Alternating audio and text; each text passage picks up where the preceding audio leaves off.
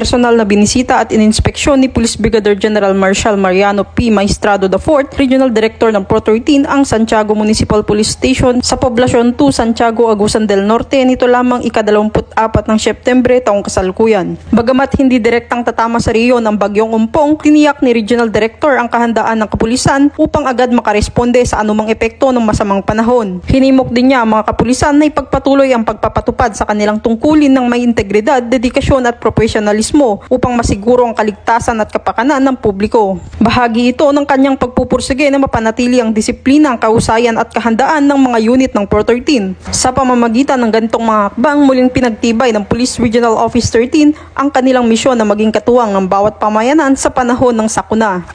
Mula dito sa Police Regional Office 13, ako ang iyong PNN correspondent, Patrolwoman Karen A. Malilin, alagad ng batas, taga-taguyod ng Balitang Pulis.